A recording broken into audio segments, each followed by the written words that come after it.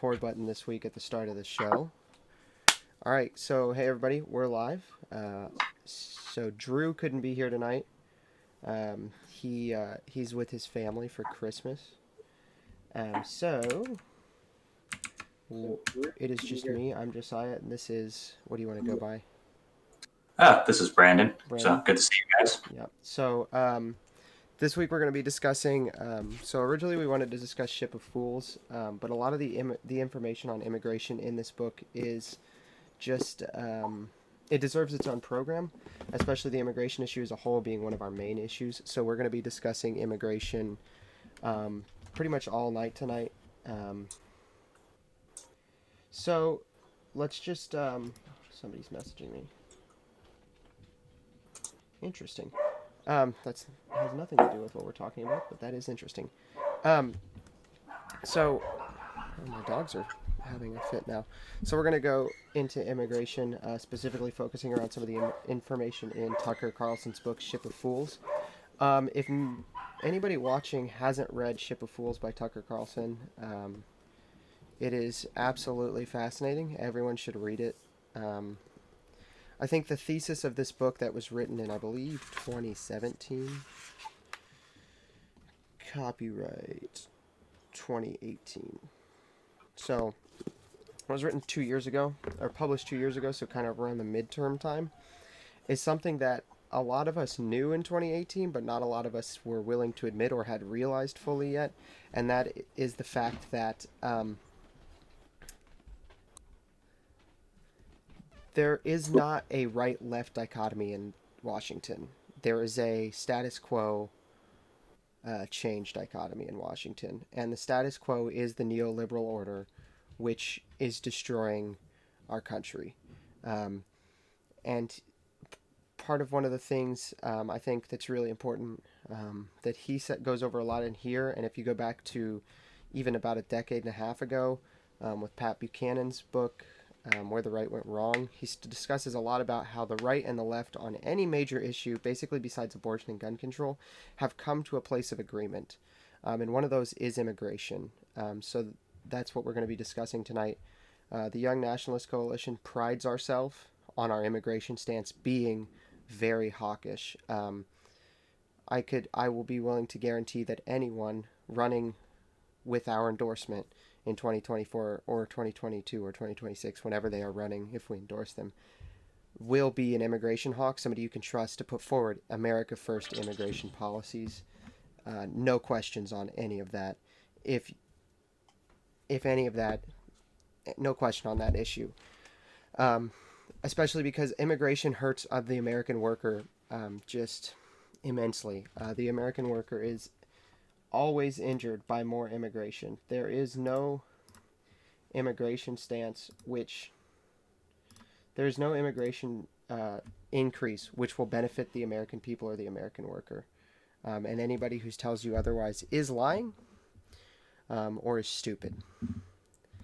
So let's just jump right into it. I believe right before the show started, you and I were discussing that we want to specifically talk about what Tucker points out about Cesar Chavez. So, what you want to go ahead and talk about that a little bit, Brandon? Yeah, I think the points about Chavez are particularly interesting to me. I believe I've heard of him before, but I didn't. I kind of read up a little bit more. For anybody who wants to know who Cesar Chavez is, like facially, um, the socialism is for figs guy, the guy that Steven Crowder made the shirt about. Socialism is for figs. That's Cesar Chavez, and he was a union guy. So you can go ahead. I just wanted to give because that's where most people will have heard of him on our internets. Oh, yeah, absolutely. That's a great point. Yeah, a lot of people might not know who he is, but but I think him and his attitude on immigration as someone whose parents came over here. It's very interesting to me because I know a lot of people personally who have been in similar situations who have similar attitudes. I have a former coworker. He recently moved to back to Tucson, Arizona, where his family is from. He's very, and his parents immigrated illegally, but he has very right-leaning views, and he's very for secure borders. He actually has a friend of his who works for ICE now because translators who are familiar with that kind of movement across the border is also very valuable. But it's interesting to see that these people who are children or grandchildren of illegal immigrants who come over here, those who are able to integrate successfully into American society, begin to have more right-leaning values and think that um, and start to believe in stronger border security because they start to understand, like as American citizens, the value of having stronger borders and the problem with illegal immigrants coming over. I just think that's interesting to see that kind of happen across the generations as time goes by. Because Chavez was very adamant in his defense of the borders and taking care of illegal immigration. Yeah, he specifically as one of the great figureheads of the labor unions in the mid late 20th century, uh, Mhm. really challenged illegal immigration, which is really odd because not a lot of people would put um, names like Jimmy Hoffa and the guys from the movie The Irishman, which I'm sure everybody has seen by now, Yeah. um, in the same camp as Chavez, but they exist in roughly the same uh, political history period. They exist in roughly the same political history period and are fighting for a lot of the same things, just in different labor industries. They're fighting a Mhm. lot of the same problems. The labor bosses are the labor union bosses are these guys like Hoffa and other of these guys who really cared about the everyday man. And while they did some questionable things, they did some questionable things morally. They did them all with an explicit goal of whatever was best for the worker, whatever's best for the worker, whatever is best for the worker. That was their goal. Everything they did. So that's why you have things like the wet line, that Tucker talks a lot about because I mean, frankly, the wet line, the reality of what the wet line was that Chavez ran sounds like something that the New York Times would like sensationalize the heck out of if two Trump supporters did something like that. They'd phrase it like there was an entire wet line. They'd fictionalize this in some way. The wet line is insane that it actually happened. If you were to describe this to anybody at all today, they'd tell you it was like crazy Trump supporters down there at the border securing the border themselves. Oh, yeah, And in absolutely. reality, it was this Democrat labor union boss securing the border with a wet line. He put his work. He had his workers out there just seriously just beating illegal immigrants into going back to Mexico.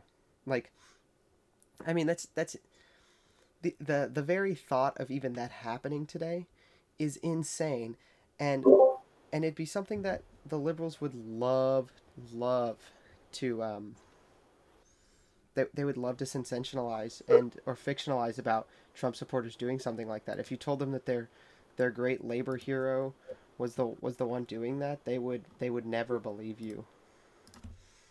Yeah, it would cause some serious cognitive dissonance, wouldn't it?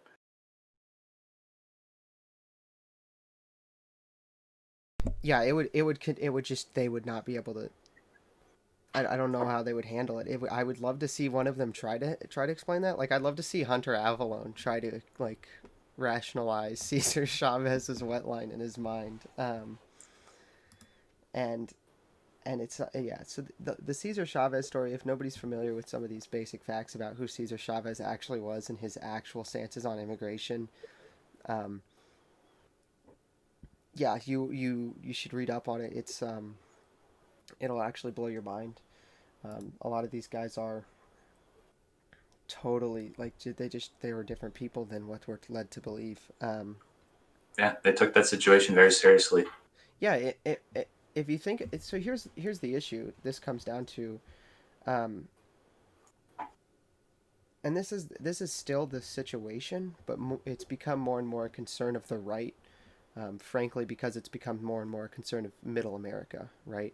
The Mm. Middle American uh, manufacturing economy is the Middle American manufacturing economy has it's all but I mean it's dying off. Whereas when these stories like the grape pickers strike and these farmers unions were Yeah. happening, that was not even a thought in the mind that that could happen. I mean, we're talking about the height of American motor companies. Um, things like this. The early '70s was just was really interesting. And of course, you had the oil strike later, which affects a lot of that. But as far as like American manufacturing being sent to China or Thailand or Mexico, like the Hmm. manufacturer itself leaving was not a consideration. The consideration was always what if the workers came here, not if what if the corporation went and got the workers. Um, and so because it's become more a concern of a middle American lifestyle, it's become more of a concern of the right. Um, Yes. and whether or not that's correct or what that says about political divides and people under on which peoples are under which parties' patronages is actually quite besides the point. Um, it just comes down to the reality of this. This is why this is suddenly a concern. Um, we didn't have companies. We weren't competing with other countries for our own companies in that Yeah. time period, and we are now. And Yeah. so, Yeah. so Globalization was not at the level it is now back then. no, and it wasn't even. I don't think if you told um, the labor union bosses of that time period that it was going to get to there, that they would even believe you. Yeah. Like I don't think if you told Chavez and these Irish, labor union mob boss guys that like they were one day going to have to fight with the Chinese Reds for American jobs, not because Chinese were coming here, but because American companies had become so feckless that they were willing to move their entire corporation's manufacturing plant to China. Um, Hmm. they would have laughed you off the planet. I mean, that's just not something that they consider to be. Um, I mean, they didn't like the guys in charge of these corporations, but they didn't think they were treasonous, right? And that's how they would have seen it. They would have seen it as an act of treason. Yeah. Um, Well, anything that cuts costs and saves money on taxes, right? oh, of course, yeah, 100%. Um, that's kind of the stuff we're talking about here. Hmm. Um, yeah, it's insane.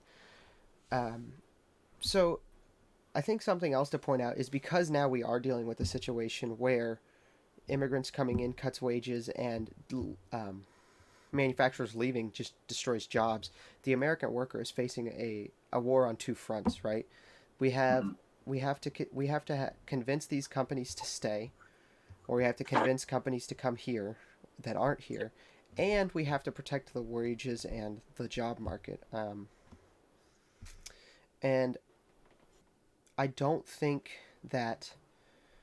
I mean, frankly, I think the left side of the aisle, the Democrats, seem to care considerably more about um, getting companies to stay than the right side of the aisle. Hmm. I don't know if that's how it's said, but I think if you go look at what's been done, I think it comes across more that the left side has done more to get companies to stay.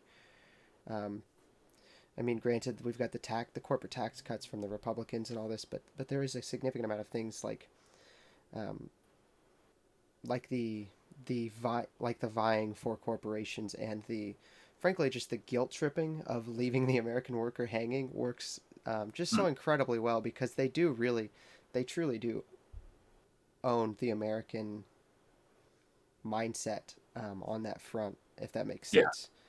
Yeah. Yeah. Just their guilt tripping is just, I mean, bar none, the greatest in history. And when you leave the country and put a couple thousand Americans out of work, the left just, I mean, they stir up a guilt trip that'll, you know, it'll blow your socks off every single time you think they can't do better. They sure as heck do, don't they? Um, Yeah. I think I think me personally and a lot of people on our side, we don't have any issues with people being rich or having large amounts of wealth. oh What no, we so do have, long as it's acquired fairly, I could care less if you have a lot of wealth. I care about the taking advantage when it's, yeah. Yeah, absolutely. But if we don't have an issue with those people. What we do have an issue is if you are an American citizen, you were born here, you made your money here. We have an issue with you accumulating this wealth and not investing it in your country, in your community, in your fellow Americans, and taking that money elsewhere unfairly. We want to incentivize that people invest their money in this country and create jobs for American workers. Yeah, I think that's incredibly true. I Mhm. think another great example of someone who acquired a lot of wealth, which wealth acquirement, like we said, is not necessarily problematic, but somebody who's acquired a lot of wealth and has done so in, I think, what is facially in a moral manner and ought to be punished in some way for it is Jeff Bezos. Especially Absolutely. over the last couple months, Jeff Bezos has benefited immensely from governments shutting down local businesses. I don't know how many of the viewers of our viewers have read or even gotten the footnotes of the Strickland or Stickland case. I forget. It was the Pennsylvania lawsuit with the district court judge who wrote an opinion striking down the Pennsylvania lockdowns. Did you read that at all? I believe I heard of it, but I didn't read into it very Okay. much. I remember very distinctly there was this line that was literally in his opinion. In his opinion, he wrote down, closing the local beauty supply shop doesn't keep the consumer from buying a hairbrush. It sends them to Walmart. Um, Yeah. Oh so, my gosh. like he put that in his opinion just to make a point about what we're actually doing here is the lockdown isn't about saving lives. Nobody, I don't think anybody really believes that anymore on Yeah. any serious level. Yeah. No. It's not even about gaining economic. It's not even about destroying the economy. Now it's about putting because it in a sick way it's growing the economy because our large multinational corporations are growing because everyone is going to them because there's nowhere else to go. Um, Yeah.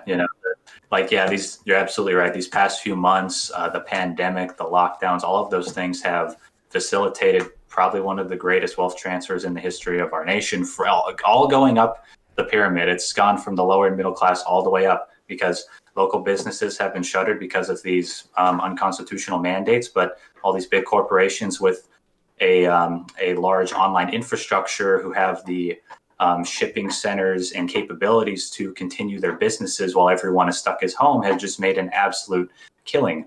I mean, yeah, And that's 100% the case. Yeah. so, and what a lot of people don't understand is that the livelihood of a lot of American citizens and the economy itself are inextricably intertwined. And I don't think it's the government's prerogative at the federal or state level to tell someone that their business is non-essential because any business that provides for an individual that helps them make ends meet, put bread on the table is essential from their point of view. It's just completely ridiculous, especially just their line of thinking and the way they word it to say, oh, you're making money, you're living paycheck to paycheck with your small business. That's not essential. But if you're a grocery store or a big multinational corporation, you guys keep doing your thing. Yeah, I think I will say I work for one of the largest grocers in the country, so I have not necessarily been affected financially personally. Um, Oh yeah, and but just to say this, I work for the military industrial complex, and that the gears got to keep moving on that thing. So yeah, no kidding. Um, yeah, the spending bill says so. But all this to I couldn't resist. All this does relate. I think what I was trying to get at here, and I think Brandon will see this if I line this up correctly, is that as much as libertarians are these like ultra cringe, just super annoying individuals, they have one thing right, and that's that m- laws of the free market will be obeyed. Okay, hmm the laws of the market will be obeyed, and when demand for something doesn't go down, but when supply of something stays the same and demand stays the same, it does not matter that the middleman between supply and demand that you prefer goes away, because if you want something bad enough, the demand is still there. You're still going to get it. You're just going to give that money to someone else. Um, and when if the supply of something goes up here, if this is economics 101, honestly, just replace whatever they told you to call it, the item, the whatever you're supposed to call it. If supply, replace that with labor. If the supply of labor goes up and the price of it goes down, the demand for it will increase or stay the same, but you are the person who needs to be paid more, whether it's because of federal minimum wage laws, training, etc. All these things that benefit the American worker from the government. Any of those things happen to be the case. Um, you're going to lose the American worker is going to lose money. And when we say the American worker, we mean obviously individual workers, but we mean the American working class as a whole too. Um, Mhm. I think I want to find this tweet. Let me see. Let me find this real quick. Who's it by? Uh, uh, AOC, surprisingly enough. All right. Let me find. Where did I put it? Come on. Where did I find that tweet?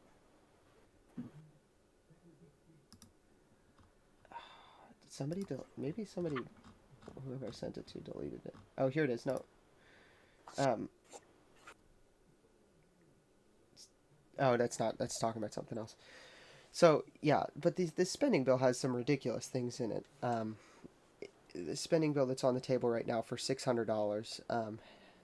Six $600 hundred for dollars. Just enough money to buy a handgun. Everyone, just letting you know. yeah. So I was gonna quote another funny tweet from I forget who it was. It was some nobody really, but it was somebody said something about yeah, sure, people are gonna use the $600 to buy one of the new next gen consoles because $600 doesn't fix being poor. But at least you could be poor and have a next gen console. Like, Yeah, yeah. Next gen console with no games. right, exactly. Well, but yes, but also more wiser a wiser decision, as Brandon is pointing out. $600 is not going to fix your COVID poorness, but you could be 600. You could be COVID poor and semi prepared for the boogaloo. Yeah, um, absolutely. yes. If you buy the right gun used, you could also stock up a fair amount of ammunition to have with it. So, um, In but yeah, Minecraft. and Minecraft, of course. Always make sure you have your emergency food supply in your ender chest, ladies and gentlemen. Um, so here's something. Uh, there's this line in the stim bill that says it would be illegal to stream a felony, which I didn't think that was legal currently. Apparently, Mhm. it is currently legal. That's interesting. Um, but the point AOC makes in this tweet, and I don't want to read the whole thing because it's got her language style, which I despise. But the point she's making is that this bill is 5,000 pages long. Mhm. It arrived at 2 p.m., and they were told to vote on it by 4 o'clock. Nice. Okay, Very nice. I'm sorry, but no congressperson has read that bill. Oh yeah, No absolutely. congressperson has read enough of that bill, or even enough of the important sections of that bill to make anything they can truthfully call an informed decision. They Yeah. may Now, they may believe they're making an informed decision, but they're not. They're, none of yeah. them are making an informed decision on this. And Now, ignoring like the fact that I think $600 is just if you wanted to do this kind of relief, it's absolutely not enough money. oh, Um, it's not. if It's 100% not enough money. if the government wanted, if they wanted to shut down the country, say go home, and they're like, okay, we're going to give you this much money. It's based on whatever analysis we did that said that the average household with this many children and this many needs, how much money they need. Here you go home. Don't come out. We don't want to see you on the streets for another 3 months. That's one thing. But, for them to shut down all these businesses and not provide any financial relief for all the people who aren't allowed to make money anymore. Yeah, that's just completely ridiculous. And just to be clear, I'm not advocating that they should have shut it down, and Oh, then of sent course not. everybody But home. they didn't, so now they need to fix it. Yeah, absolutely, absolutely. It's you can't destroy the largest, most prosperous economy in the history of the planet on a whim and then not pay for it or not try to fix it in some meaningful way. And just to put this in perspective, he mentioned 3 months. I'm pretty sure you're just riffing. But we've been under semi lockdown for going on 6 months now in Yeah, America. Going on eight to 9 months probably. And we've gotten the they've given out less than $1,200 of stimulus, or less than $2,000 of stimulus. yeah. When I said 3 months, I just kind of picked an arbitrary number where it's like, okay, the government's like, go home for 3 months and to flatten the curve, and then after 3 months, you guys can come back out, just like as a hypothetical. I know, Right. I've been teleworking for 9 months, so Yeah, since like early April, it's it's insane. absolutely ridiculous. To bring this back to our topic at hand, because we're both very bad at staying on topic. It's okay. Oh yeah, We're awful at it. I'm awful at it. While all this has been going on, I hope everyone watching this knows they're still paying to bring people to this country to do the jobs they told you aren't allowed to do anymore. oh yeah. Um, every Republican member of the Senate voted in favor of a bill basically cutting all restrictions on H-1B visas for certain tech jobs. So Hmm. while they're sitting there pretending that they're mad at Jack Dorsey and Mark Zuckerberg, they're also giving them permission to bring in as many Indian workers for the jobs you should have. Hmm. That is beyond immoral. Every Republican senator, every single one. I don't mean the bad ones like Mike Lee. Mike Lee introduced the law, so you heard Mike Lee a lot when you were hearing about it. I mean all of them. You think Josh Hawley's a great guy? Josh Hawley voted for it. You think Senator Ted Cruz is a great guy? Ted Cruz voted for it. You think Marco Rubio is a great guy? Marco Rubio voted for it. Every single one voted for them to give jobs that were American citizens could have filled to foreigners. Okay? They do not care about you. There is no right left dichotomy. There is no right left dichotomy. It, Yeah, there if there you is no. still Yeah. think that the dichotomy is right left, you are absolutely you're just gone, okay? The only Yep. dichotomy in Washington is people who care about America and people who don't. And Yep. Yeah. we know none of the Democrats do, okay? Mhm. We know it. None of the Democrats care. Yeah. But For yeah, but the yeah. Right majority versus of the Republicans don't either. Okay, we're talking about a couple guys. Okay, we're still trying to figure out who is going to be the Senate sponsor for the election challenge yet. What do you mean who is going to do it? We have the Senate majority. We should have the majority of the Senate challenging the results of the election. Okay. It's not like they're catfighting over. I want to do it. I want to do it. I want to do it. They're like, oh, nose goes. You have to do it. Like that's what's going on in the Senate right now. Okay. yeah. They don't care. And if you need any proof of that, you just have to go look at what they're doing to our country. Okay, let me give you an example. Paul Ryan. Paul Ryan, who portrayed himself. This. Let me read a quote from the book. Okay, from um, from Ship of Fools. Yeah. You're getting impassioned there, so I didn't want to cut No, you you're off. good. That's totally fine. Mhm. Ryan spent the early 1990s in Washington, working for Buffalo Congressman Jack Kemp, who was one of the most aggressive pro-immigration Republicans in the House. During his time in Kemp's office, Ryan watched the voters of California approve Proposition 187, which barred illegal aliens from receiving state welfare benefits. That was in California. Can you? Oh, I wish. Um, Paul Ryan was appalled. Appalled, as in unhappy, not happy. Paul Ryan was appalled. He and Kemp led Republican opposition to the law. When National Review attacked Kemp for this, Ryan authored a 4,000 word rebuttal. 4,000 words. That's like a good sized chapter of like any nonfiction book. We're talking about like probably upwards of 5 to 6 pages, Yeah. single spaced in a normal sized book, like something like this. Yeah. Um, So yeah, point font Arial, or your English teacher will be very angry at you. right, but Paul Ryan wrote 4,000 words against why about why Not just legal immigrants. Not legal immigrants should get welfare benefits.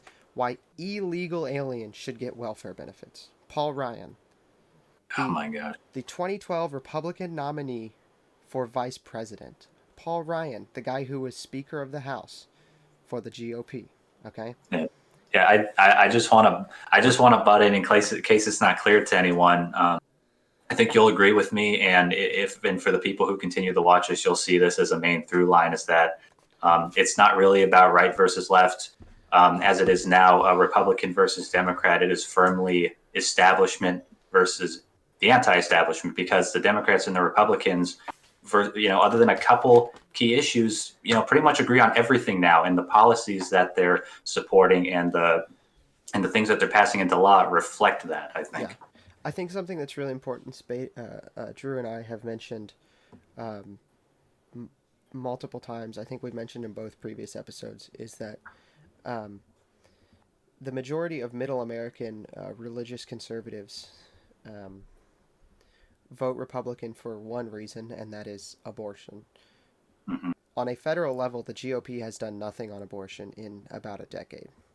Oh yeah, and you said in a previous episode, that the Republican Party's um, their stance on abortion on their on whatever document they have on their website describing their party's official stance is very well written and very poignant, but they have done absolutely nothing to Mm-mm. actually enforce it. Correct? No, they've done. If I'm wrong on this, somebody correct me. But I've looked, and I've tried to look for some things. I have not found a single. Of course, we've got the things President Trump did. So if anybody cites me, the executive orders signed by Donald Trump for things the GOP did, I'm Mm-hmm. gonna blow another gasket. Um, but the Senate and House Republicans for like the last decade haven't done anything significant on abortion. Yeah, it's like a lot of other conservative issues. I think we've just the party's just they just keep giving ground to the opposition, and pretty soon their stance is going to be completely changed. Yeah. Somebody asked Charlie Kirk in late 2018, late 2019. What was it? Groper War. Groper War was late 2018, right? Mm-hmm. Yeah, I believe so. Somebody asked Charlie Kirk in late 2018. Yeah. Um,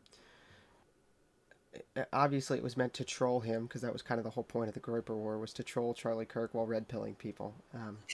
But Yeah, somebody did ask him something along the lines of, because since every other Republican position on social issues is only 5 years behind the Democrats, in yeah, 2023 should we expect TPUSA to give us the conservative case for drag story or drag story hour, like, and yeah, I mean he was super mad about it, but also like where was the kid wrong? Like yeah. Just every social issue besides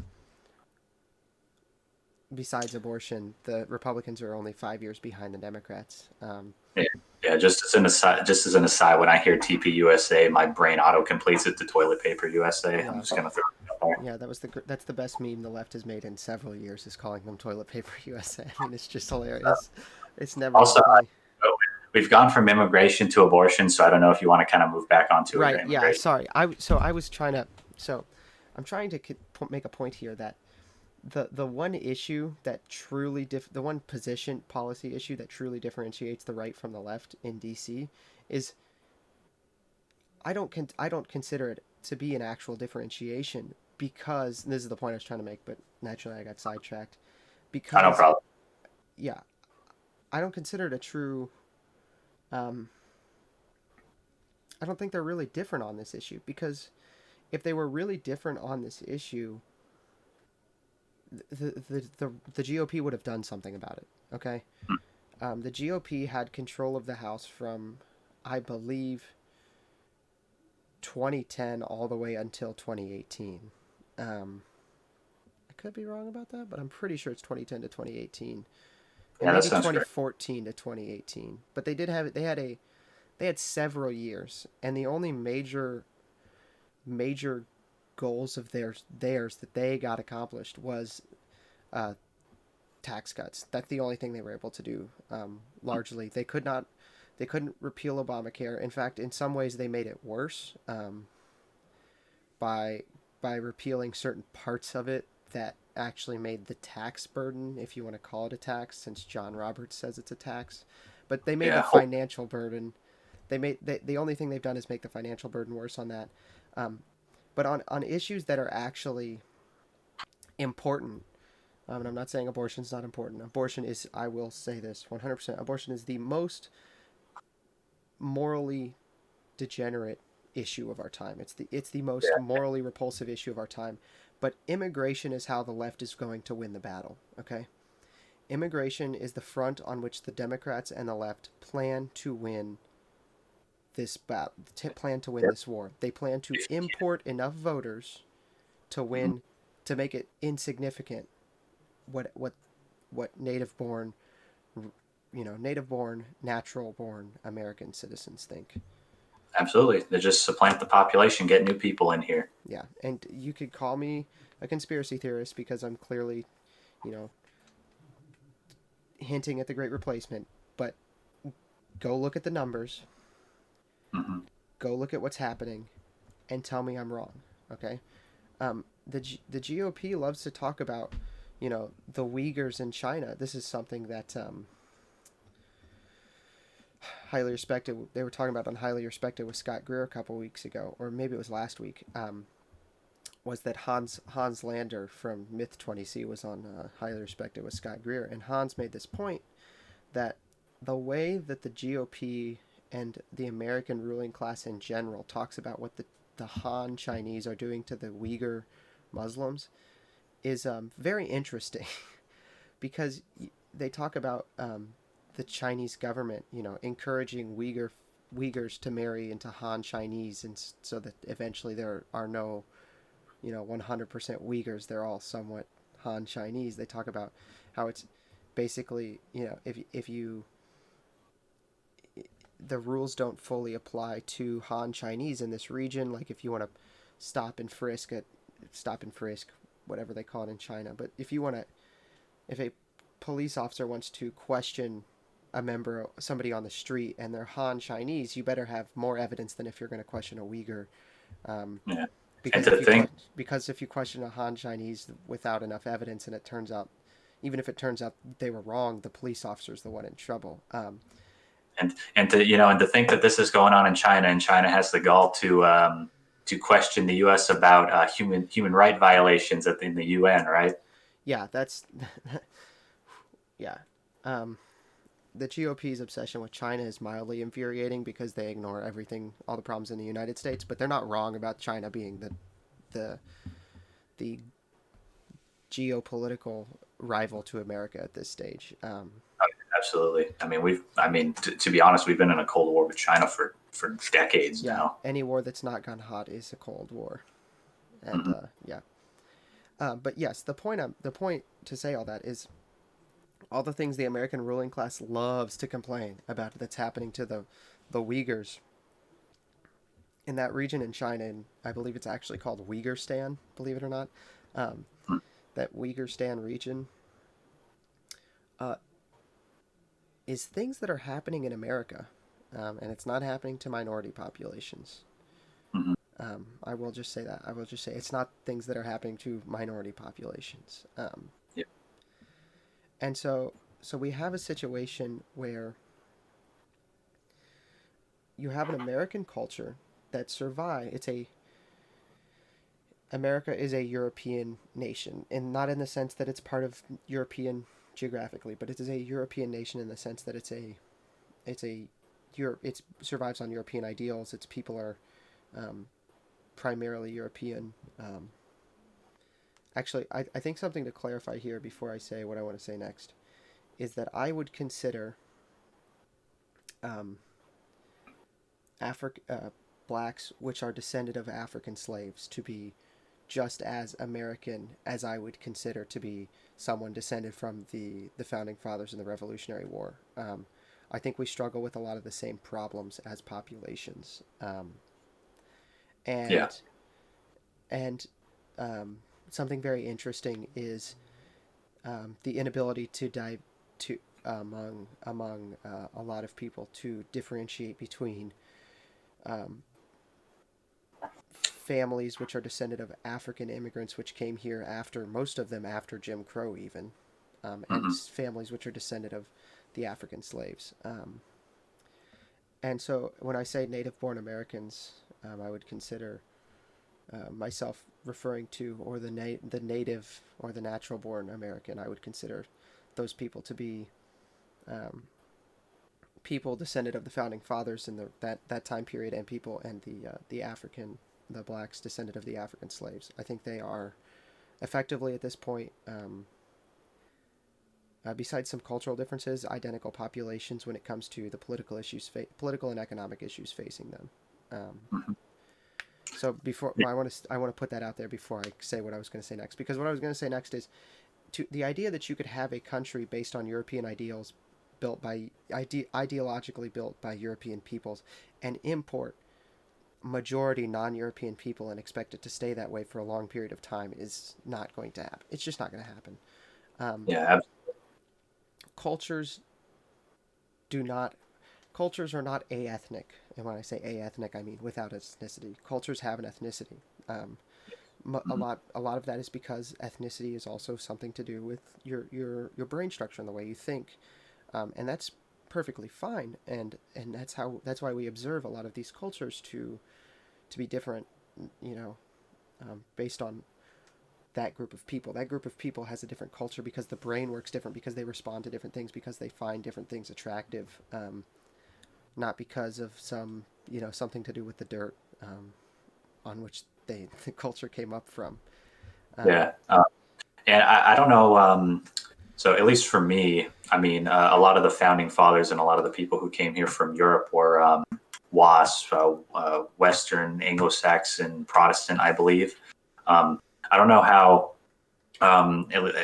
much you know about your family history, and your own lineages. I mean, at least for me, I'm mostly English. There's some Dutch, some German in there. I can trace back one of my great great grandfathers' ancestors all the way to maybe like a decade after the original colony of Maryland was founded. And there's some Polish immigrants in my lineage as well, but they came through Ellis Island. So at least for me, that's kind of my background. yeah, Um, so my on my dad's side actually dates back to the Revolutionary War time period. Um, George Rogers Clark is my ninth grade uncle, um, mhm. and so is I believe Clark from the Lewis and Clark brothers, or not but the Lewis and Clark man. I have a direct relation to him because George Rogers Clark, the guy who defended kind of the westernmost front of the Revolutionary War, and that they were both related. So those guys around that time period I actually have some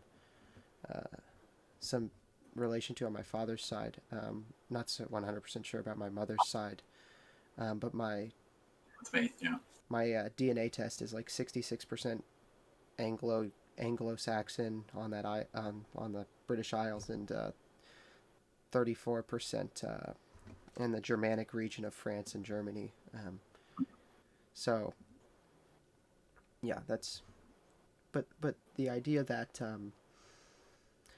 someone whose family has been here since the foundings, people whose families have been here since the founding of the country, or came about at a time when the country was being, I would call it, refounded almost. I mean, I think we could say that the Civil War is a refounding of a new America. Yeah. Um, I forget who said this, but somebody I remember telling me that the Civil War is when people went from saying the United States are a great place for people to live to saying the United States is a great place for people to live. Um, Yeah, that's a good point. and so I think you have a refounding then. A lot of that comes about. I think in the early 20th century, with Teddy Roosevelt and FDR. I'd call it the Roosevelt dynasty almost, because even though they were so far apart in their terms as president, every other president in between them was significantly affected by one of them, whether it was FDR running the New York political machine or Teddy's just just propagating legend of being this American icon. Yeah. Um, so I think a lot of the people who came about during those times and more recently, I consider them to be, there is a thing, there is a those people, those families are important. Um, but we have a situation where we're no longer importing people like that. Okay, even if you talk about importing Europeans, at this point, because of how warped most of Europe is, you're not talking about importing the same thing. The people. I think Poland would. I was gonna say Poland, but that'd be an obvious exception to the rule. Um, Yeah. We sure the are. people that would have come from France 100 years ago, and the people that would come from France now, Hmm. um, France and the United States, I think, shared a lot of culture, a lot of cultural values 100 years ago. But I don't think you can say the same thing anymore. I Um, don't think. and so there is no country on the face of the earth which has a culture quite as unique and quite as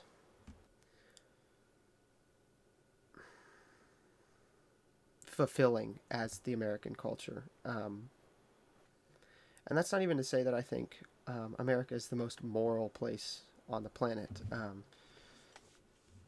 The debauchery and the degeneracy of the last 30 to 40 years in America is a great travesty. It's we've created we A great Christian nation fell into something primarily atheistic and godless in the last 40 years.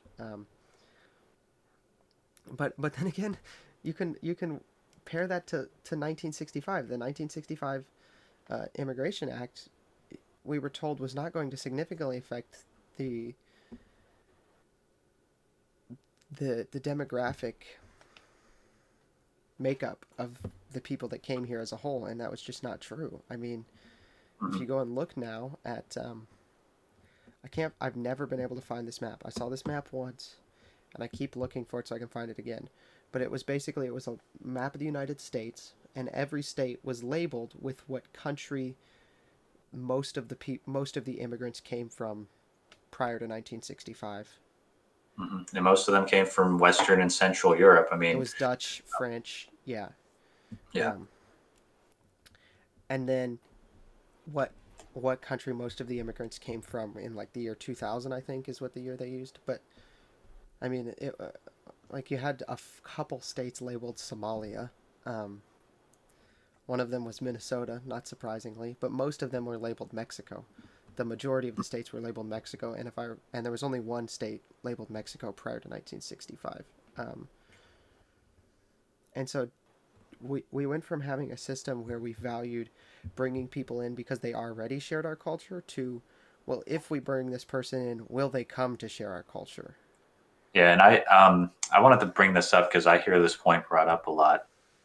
Is a lot of people are like, well, if you want illegal immigration to go down, then why don't you lower the standards for legal immigration? And they'll say, why do all these people coming over to our country have to know all these arbitrary facts about United States history and have to speak English and such and such? And as far as my response to that is that an immigrant coming over here could have a encyclopedic knowledge of United States history. They could know every president, every vice president, every first lady, et cetera, off the back of their hand. But there's a big difference between what someone knows about a country and how well they're going to integrate into the culture of the country they're going to, because they're like, well, a lot of these people that are born here don't even know this much about United States history, and maybe some of them don't, but someone born here is going to be much more integrated into that culture because they've been raised by parents who've been raised in that culture.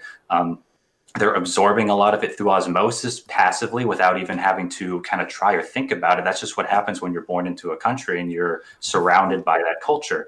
And a lot of cultures, for people from all over the world that come here, are very different, and they get culture shock and they have a very difficult time integrating and getting along with the people who are here. So I think that's one thing to bring up, is that no matter how much knowledge you have of American history, of America as a country, no matter how well you speak English, um, on a surface level, that may all look good, but there's an intrinsic element to culture and the way you were raised and the way you think that may It's cause almost some friction. subconscious. Yeah, absolutely.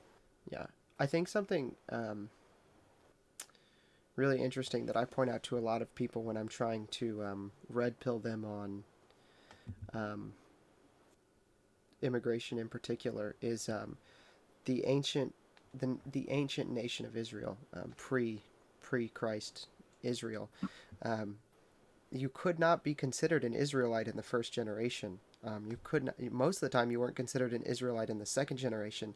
It was if you moved to Israel, it was maybe your grandkids, hopefully your great grandkids, but you had to like they somebody was not considered an Israelite for a couple generations until after their family had been in the country for a couple generations.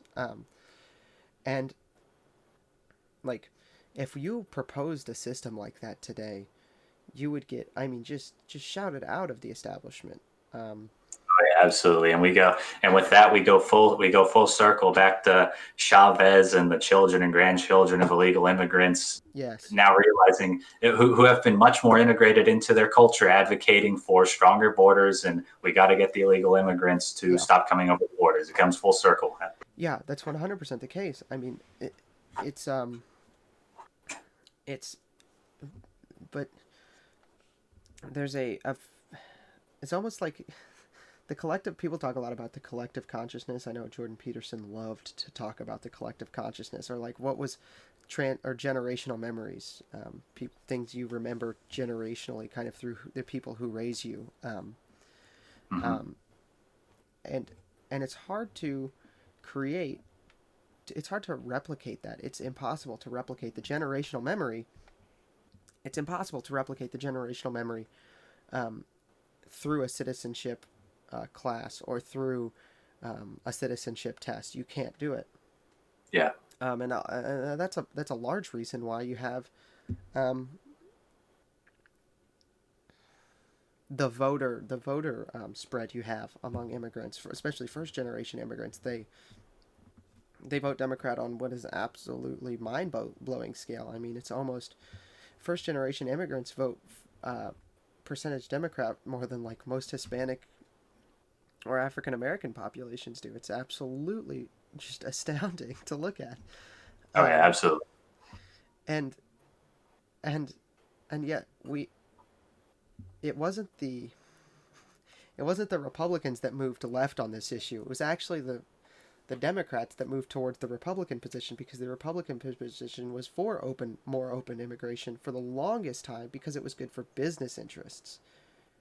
It's good for labor costs, and so it was the Democrats who came to this position, not the other way around.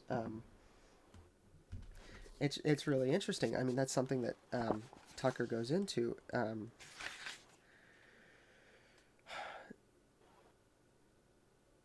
I mean, it's something. Okay, yeah,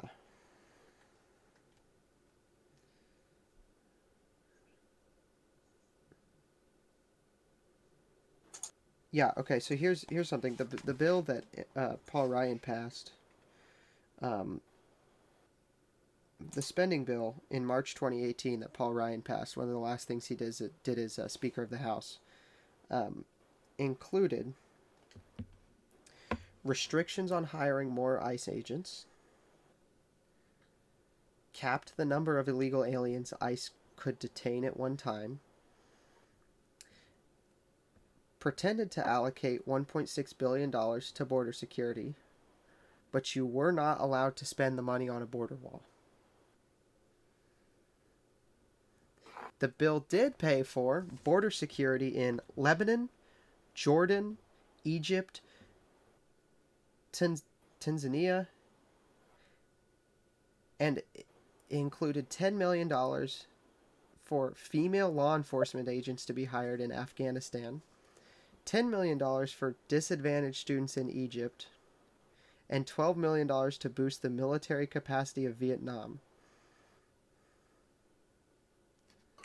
Really makes you think. Really, really activates those almonds, doesn't it? You know.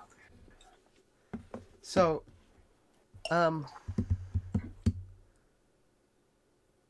Once again, remind me why we should be voting for these people. Um, what are they doing?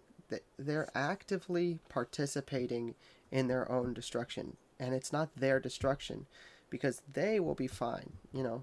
Paul Ryan can pass that bill and then retire from politics and be just fine. He's not going to have to work another day in his life, really. He's got enough money from all his lobbying deals and all his time in politics to be just fine living in, I think he's from Wisconsin, right? Living in Wisconsin for the rest of his life. Um, Yeah. or wherever he decides to move to. Because they can destroy our country and your chances and your children's chances at getting better jobs and just allow all these things to propagate the domino effect to take a full effect, but they will be fine. Barack Obama, for example. Barack Obama lives in one of the whitest neighborhoods in the country. Oh yeah, if you look up the zip codes or where most of celebrities and rich people are living, it will be overwhelmingly white. Probably 70 or 80% white if I had to guess. Yeah, I think, well, I mean, Barack Obama lives in Martha's Vineyards now, which is like 95%. Oh yeah. um, yeah, Well, yeah. I mean, that's a that's another kind of overarching issue is a lot of these wealthy politicians and celebrities and CEOs and all these people who are involved in politics and talking all the time on Twitter. It's all rules for thee, not for me. I can displace your population and your neighborhoods and take away your jobs, but I'm still going to live in my gated communities. And I'll take away your guns, but I'll be able to hire private security to use guns on my behalf. And it's your problem. Ben Shapiro loves to say that if there was less welfare, he'd be in favor of more immigration. Oh yeah, Israel that has that's practically no welfare to people who are immigrating. Ask Ben Shapiro if he's okay with people immigrating en masse to Israel. yeah that's another thing is like yeah, welfare and illegal immigration is kind of intertwined. Because everyone was like worrying about Trump and Republicans. Oh, they're gonna mass deport illegal immigrants. It's gonna be Trail of Tears 2.0.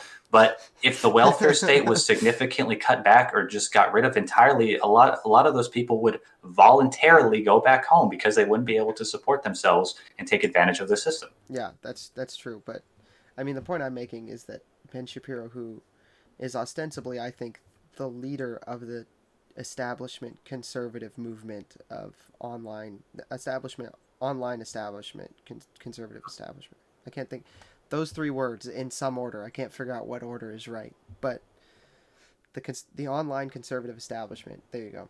Ben Shapiro, who is Mhm. ostensibly the leader of the online conservative establishment, says all the time, if we cut the welfare state back, I'd be in favor of a lot more immigration. Ask him if Israel can have that same thing. He'll say no, and he'll say no because is the Jews need a homeland. And he's correct. The Jews deserve a homeland. The Jews deserve a homeland, and that homeland ought to be Israel. That is 100% true. Americans deserve a homeland, and that homeland ought to be America. Yeah. No. Yeah. That's another.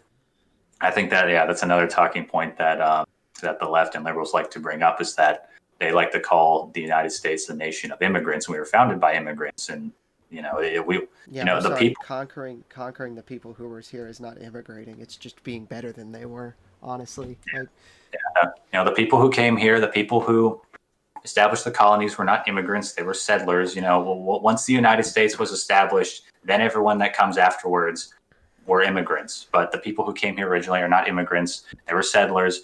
Yes, they had to fight with people. They had to fight with the Native American population for land, but right of conquest was prevailing, international and military law at the time. yeah, It isn't. the conquest ethic was in effect, and it wasn't just and I heard I cite the conquest ethic a lot, like you were saying, and this is something interesting. I think you're gonna like this. I think this will give you a little chuckle. I talk about the conquest ethic a lot when people bring up stealing land from the Native Americans. Yeah. Somebody the other day had somebody I was talking to who was probably smarter than your average leftist, pointed out to me. They were like, "Well, that was the European standard." It's yeah, it was the European standard. You know who else's standard it was? The Cherokee standard, the Apache standard. Yeah.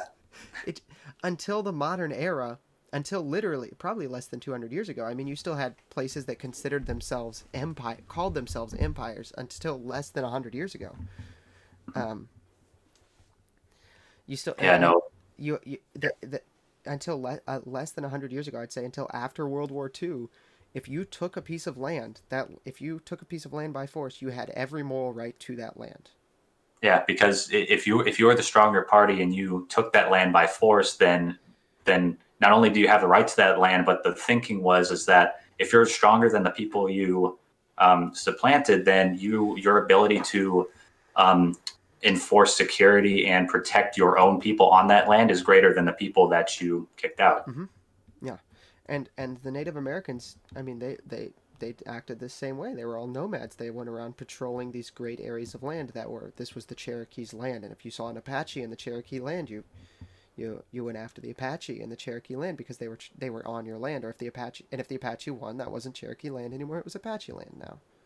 Yeah, Um, and and there was no there was no united nation of Native Americans. They were very fragmented and had a lot of fighting amongst themselves. And right. the way that they drew their borders was very different from the way that the European powers did at the time. Yeah, and so the idea that because we came and conquered, we immigrated is um, just beyond historically uninformed. Uh, Yeah, I mean, I mean, I could use it's my favorite dichotomy. You're either a liar or you're an idiot if you believe that. yeah. But I mean, if right of conquest was prevailing international doctrine for The millennia, majority of pretty his much. human history. The I majority mean, of human history. it didn't really start to fall out of favor until after World War II and the Nuremberg.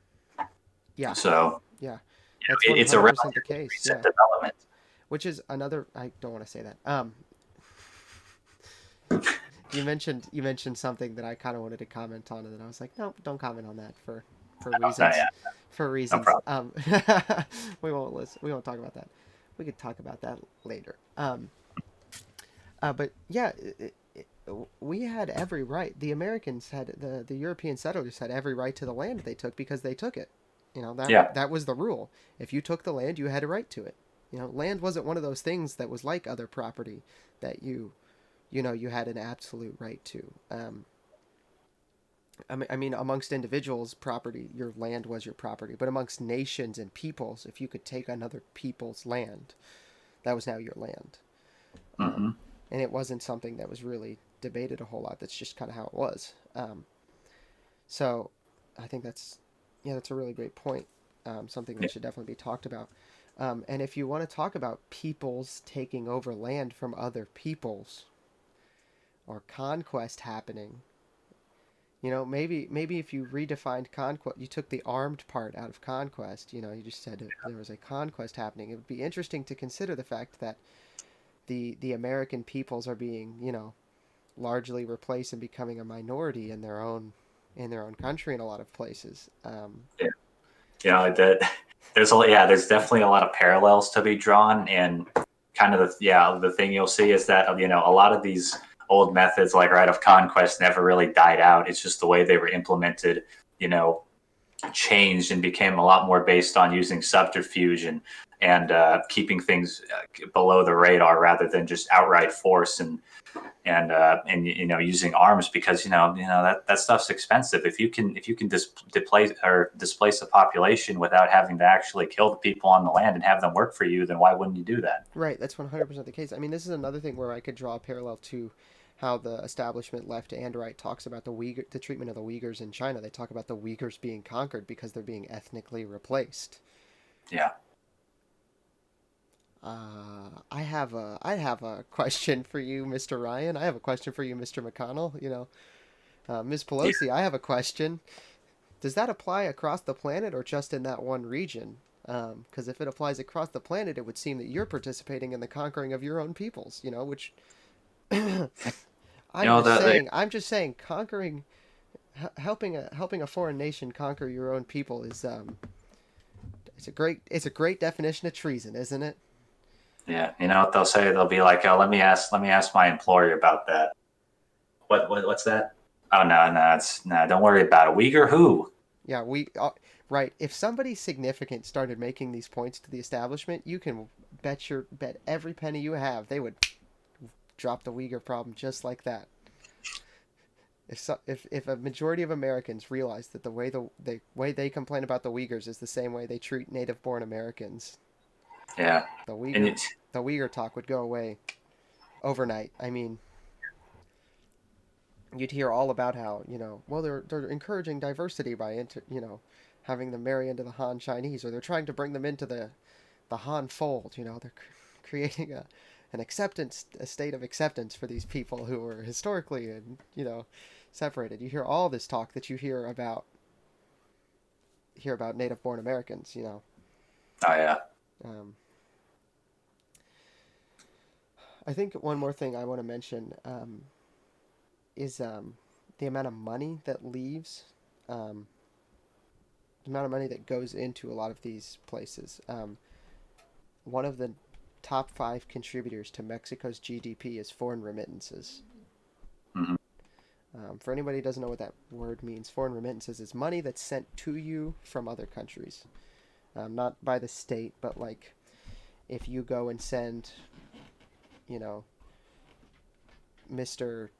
Jose in Oaxaca or whatever other Mexican cities there are, if you go and send him some money personally, that's called a remittance. It's a foreign remittance. You're remitting money to them. One of the top five contributors to their GDP is foreign remittances. So, I'm, if one of the top five contributors to your GDP is foreign remittances, that says something about where the money is coming from. A lot of these nations are not self-sustaining. They're sustained by American companies. They're not even necessarily sustained by the American state. A lot of times they're sustained by American corporations via hiring foreign workers. Um, you know, these countries are sustained by a transnational globalist order of of um, of corporations. So it's really interesting to realize that American-based, a lot of transnational corporations that are based in America are actually more powerful than the majority of countries on the planet.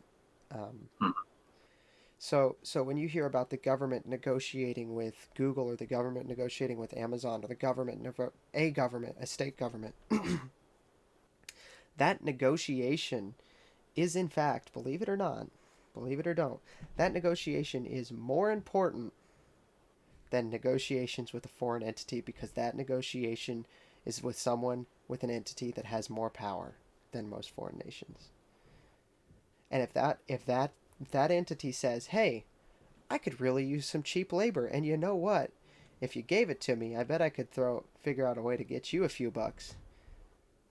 yep. And They're those gonna entities have no constitution, no bill of rights, no citizens that they have to, that they have to be loyal to. Nothing. They're completely like amoral as far as everyone should be concerned. Yeah, the rule, like they have their own version of the conquest ethic, and it's the finance ethic. Whatever whatever the financiers say is what goes. So whatever makes them money is what goes. And so I think something we could wrap up on, and I really want to get Drew in here. I think we'll probably do this another discussion on this topic in a couple weeks, because this is Drew's specialty.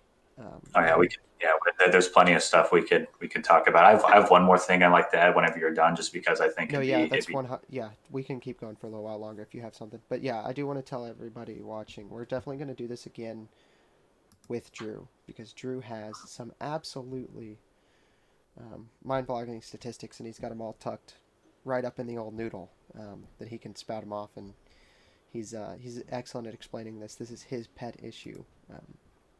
So yeah, go ahead.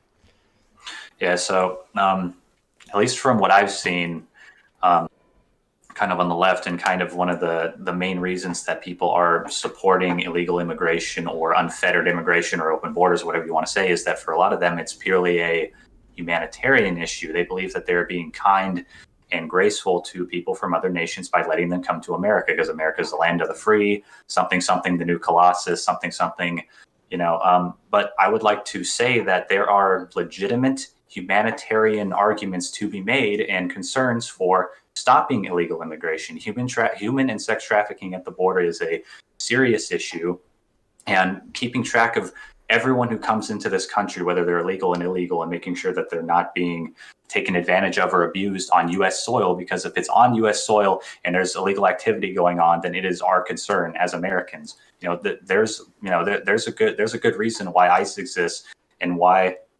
abolishing them would have severe repercussions in stopping crime at the border. Because there's a lot of illegal immigrants who come here who don't want to come here, or who want to come here and sign up with these human traffickers and get abused and sexually assaulted or raped as a result if they happen to be women. There are serious humanitarian concerns related to stopping illegal immigration. That's just kind of something I'd like to say, because for anyone who thinks that the people on the right who want to shut down the borders, that we're being we are being selfish to an extent, because we want to take care of our own first. The priorities of American citizens come first across all areas. But we have, there are serious humanitarian issues that, and arguments to be made for, closing the border. It's not just the left who are concerned about people's livelihoods and welfare.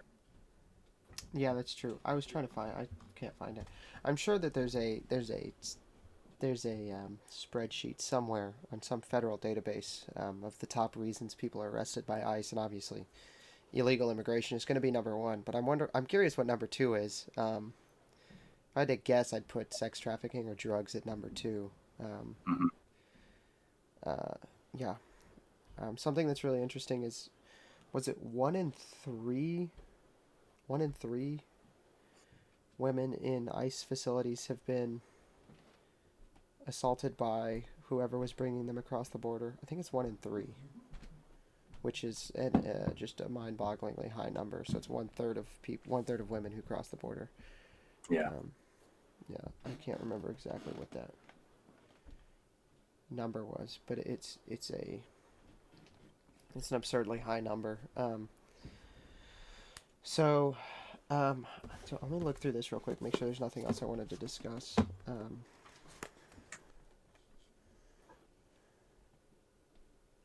Oh yeah, the housekeeper thing. That was really interesting. Yeah. So something else is something Tucker points out that's very important to think about is when you replace the working class from people who look like you, think like you, and speak the same language as you, to Mm-hmm. people who don't look like you, don't speak the same language as you, and ostensibly don't think the same way as you, it becomes easier to think of yourself as naturally the master, and you feel less guilty over time. In fact, you start to feel like you are doing a good thing. These affluent white female liberals, um, truly do, and I hate to do the left as the real racist thing, because I think it's just an absolute. And John Doyle likes to say that the left arguing over who the real racist is like arguing about who gets to go first in a game designed for you to lose. Yeah. But I hate to do this bit, but truly it is true that affluent white female liberals really do think of these like working class Hispanics that they hire for housekeeping and yard work as dogs. I mean, they feel like they're doing these people. They feel like this is some lesser being that they're doing a favor by keeping them around and making sure they get fed, even if it's through a paycheck of some kind, or like Yeah, or dogs are second class citizens, whatever you want to call them, but they definitely see them as they don't. separate from them. And even though they perpetuate this mindset Mm-hmm. of, come into this country, be a part of our culture, in the back of their mind, subconsciously, they're still keeping them separate from themselves, whether that be from a socioeconomic status perspective, or just because of the way they look. It's absolutely hypocritical. Yeah, they think of these people as less than themselves. They don't think of them as equals, and it's disgusting. And that's a lot of the reason why. I think that's a large reason why they hated Donald Trump so much for saying a lot of these peoples are they're what did he say? They're a lot of them they're rapists, drug dealers, and criminals. Not all of them, but a lot of them. Is that the? I Hmm. think that's the line. I think the Yeah, reason they hated him so much when he said that is because he said what they all thought, but were too afraid to even think. I yeah, think that definitely. I think they felt that way, but would never even think it or say it. But as soon as he said it, they realized that that's the way they think about these people, even if it was subconsciously. That's how they think about these people. They think about them as lesser or dangerous people who they're doing a favor to by giving them work or bringing them here. And when they check that box next to the candidate with the D by their name, um, or check it and then get a new ballot and check it again. I mean, sorry, no voter fraud. Sorry, please don't ban me. Um, Yeah, gotta beep that out in post when you upload it to YouTube. yeah, um, when they check that box with the D candidate next to their name, they feel like they've done a great thing for whatever Mexican guy gets to come in next. They think that they've done something just absolutely just they feel like that is their works, that is their salvation through works. They feel like they are saved, they're becoming a good person by checking that box, because checking that box means Jose gets to come in and Jose gets a job and Jose's children get to live here. Yeah, but Jose is not allowed to eat at my dinner table or do anything else. He has to leave after his hours. Right, yes. Uh-huh. Is that he has to mow my lawn for my lawn bowling tournament, and then I don't want him here because if my friends see him here, they'll think less of me for having him around. Or yeah, it's a the cognitive dissonance, the absolute and total disconnect from reality with the ruling class and immigration is it's mind-boggling to anyone who's actually thought through the issue and is informed on it. I think that even the title of the chapter in Ship of Fools on the issue is called "Importing a Serf Class." Just that itself says a lot about what the issue really is. It's a lot about these people who are in fact the feudal lords of the modern era importing serfs that are more obedient because the serfs they have right now are starting to wake up. You Yep, know, but a lot of them say that, oh, but they're doing the jobs that no American wants to do, and other than the fact that that's also very degrading to the people who are doing those jobs for you, just because they look a little bit different. There is no job that an American won't do. It just depends on the American, and it depends what they're qualified for. But there are people. We have our own citizens who are starving on the streets and dying in the cold, homeless, natural-born U.S. citizens who are not being taken care of, and they want to give away these jobs to people who weren't born here. right? Yeah. Something Franson says a lot. I don't know if he says it a lot, but something Franson says often enough that it sticks with me is everyone has a place in the fraternal order. Um, everyone has a place in the fraternal order, and that's not just about you're valued by other we are valued by your fellow men, you are important to us. It's not just about that, it's about everyone can have a purpose, everyone can have a job. Yeah, And absolutely. I mean, we as Christians and all, we were taught to grow up respecting the working man, respecting people who work, who put bread on the table. It doesn't matter what job they're doing as long as they're working and they're putting in the effort. We respect that. And yeah, that's 100% true. If I don't care if you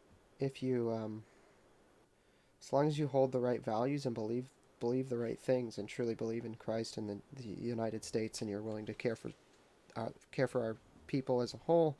I don't care if you I don't care if you pave roads 7 days a week, or if you go to the office 2 days a week because you're a stockbroker and that's all you have to do. Um, mhm. both those forms of work are have dignity. What is not dignified is being someone who subsists off the work of others, whose work you put in none of, and taking away the work from those people who are trying to do that work with dignity. Um, there is no dignity, and what I'm trying to say here is the job of congressman, as it is performed, and any job can be done with dignity or without dignity, depending on how you do it. Absolutely. The job of congressman and senator and and whatever other letter agency you want to put in the United States, is very difficult to do with dignity. And I would not hesitate to say that most, if not all, of the people doing it right now are not doing it with such dignity. They are not doing it in a way that is a dignified job. Um, Absolutely. and that's something we're going to change. So I think we're going to wrap it up here. So I do want to remind everybody, if you don't like and share this, there's no way we're going to get into the algorithm favorably. It's just not going to happen. Hmm. We're not getting into the algorithm favorably, guys. So if you guys don't like this and share it and send it around, we are going. We need you. That's part of the plan. I will tell you very truthfully. A large part of the plan is for this stream, this show to gain a significant following, so that we can get attention of some people we need to get attention of to be successful. So I do really appreciate everybody who watches it. Every view is important. Every like is important. Every comment is important. But even more, I appreciate the people who send it to their friends, their family, and Yeah, word of mouth is definitely important too. It's definitely an uphill battle. Show it to your parents, show it to your grandparents, whatever. yeah, Anyone who's willing to watch, some Zoomers talk about things in Minecraft, that I'm sure they at least find it a little interesting. yeah. And if an audio version would be beneficial, in fact, I will rip an audio version and make a SoundCloud profile, and I'll Hmm. link that in the description when I upload this later. Yeah, So and if an and audio I know version would make it easier, yeah. Sorry, go Yeah, ahead. because you could just put it on and listen to it, and not have to sit down at a computer and kind of watch the talking heads. That appeals to a lot of people. I like to just reiterate because we talked about a ship of fools throughout this, but I'd like to recommend that the listeners read it. It's very good. Yeah, it's incredibly good. The book is just absolutely phenomenal. We'll probably use it, refer to it a lot at these first month or so episodes, because it's a great. I'd call this a great crash course in populist politics. I'd say A Ship of Fools is a great crash course in populist politics. Um, it's not very long. The font's pretty large. There are 7 chapters, um, covering 6 main topics: immigration, foreign wars, uh, disappearing freedom of speech in big tech, diversity, and um, uh, gay marriage, and the move from this chapter 7. Actually, I found the most fascinating because I knew nothing about it.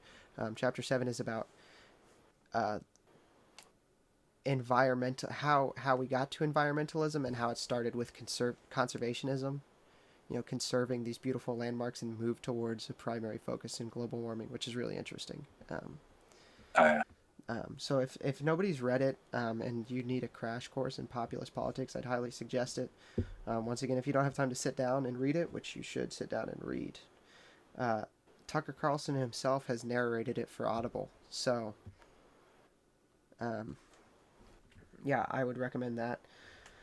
With that, once again, please like, subscribe, share, send it around, post it on your Facebook, post it on your Twitter. Follow us on Twitter. Our Twitter is, I forget if there's a "the" in it. I should probably know this off the top of my head, but I don't. Our Twitter is at Young Nats Co. That is Young Nats Co. yeah, CO. was Young Nats taken just at Young Nats? Yeah, at Young Nats was taken. Yeah, The New Zealanders might have beat us to the punch yeah. there. There's a similar movement in New Zealand with significantly more backing, but yeah, it's at Young Nats Co. Um, Follow us on Twitter. And y'all have a great night. Remember to stay loyal to Christ, stay loyal to America, and oh, if you're in Georgia, don't vote for Kelly Loeffler and David Perdue, because they are. You want to talk about Establishment. establishment Republicans being a problem? Those are the guys right there. Y'all have a Yeah. great night. Yep.